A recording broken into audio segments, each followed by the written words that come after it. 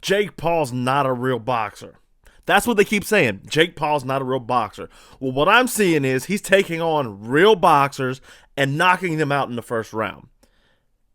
Last night, he knocked out Andre August, okay?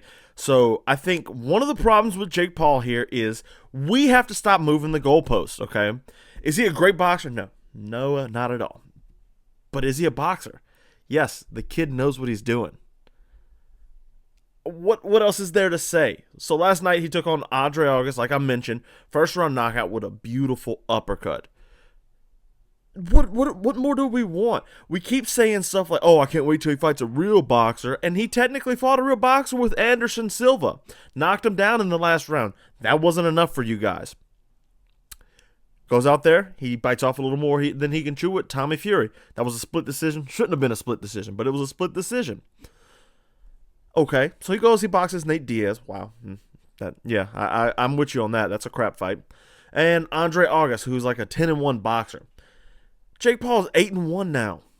He's not going to be fighting, world champion boxers. He knows what he's doing. He's taking his time getting up to where he needs to be.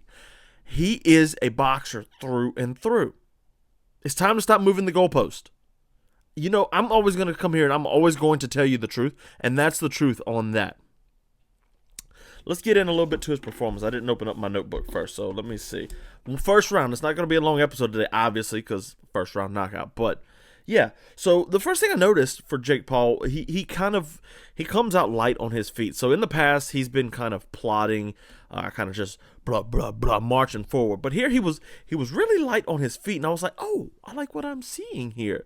This is something different from Jake Paul, and it was. I liked it a lot, though. I said, oh, Jake, give me this. Give me more of this. He had the lead hand. So we're in a southpaw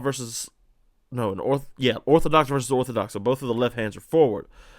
But he's bouncing. He's got the lead hand out, kind of ready to fight the lead hand battle should it arise. It didn't, but it should. So we know Jake Paul has a good right hook. He has a good 1 and a good 2. He uses them. Doesn't use them quite enough, but he does use them. So, right away, it was apparent that Paul was going to make Andre August's life miserable.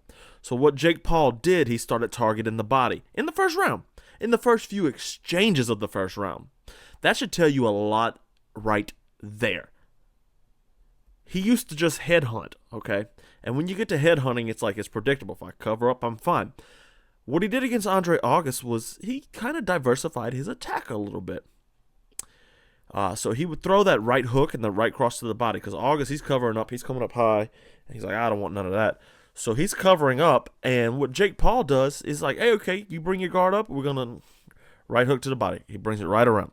And he did that 3 or 4 times in the fight. And there's a DAZN posted on their Twitter, the full fight, but like in a vertical, like YouTube shorts type view. And Jake Paul, you could see a lot better of the type of shot selection he was doing.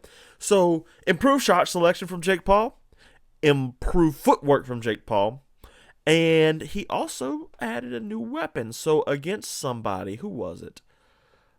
In one of his past fights, I can't quite remember who, but I said to myself, I really would like to see Jake Paul add an uppercut. It might have been a Tommy Fury fight, because Fury liked to duck in a lot.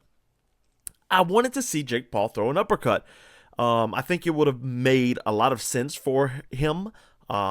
And he threw it early. I'm like, oh, he looked for that. He also doubled up on his jab too. So that was a big part of it. And I'll get to that in a second here. But the knockout was obviously the uppercut. And so I was like, this might be something worth looking at here. He threw one earlier in the match. I don't exactly remember where. It's a 3-minute fight. Go watch it. You'll find it. But another thing he did, he doubled up on the jab. So he didn't quite jab to the body as much. He did throw 1 or 2, but he didn't jab to the body quite as much as I had hoped. So, no harm, no foul. It's a what was it? 1-round fight. Wasn't even a full 1-round fight. So, yeah.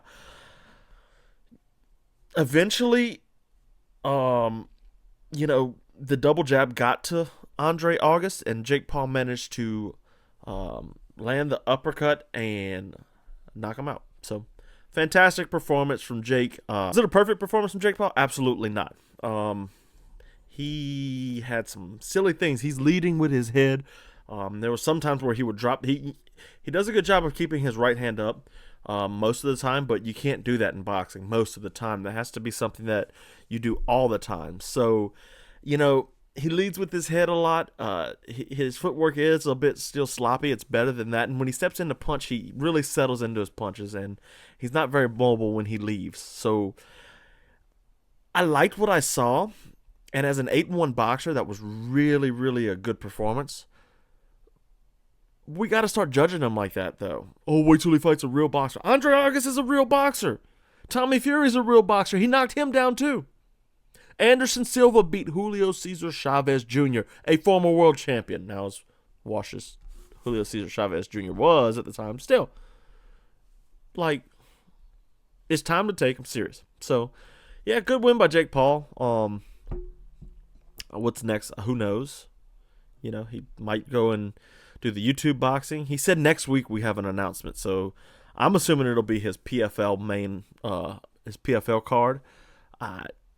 What it is, who knows? But yeah, so good performance. Not much to say. 1-round knockout, and yeah. Anyways, guys, that's it for today on this one. We'll be doing a Sonny versus Bam, and then UFC 296 tomorrow too. So be on the lookout for that.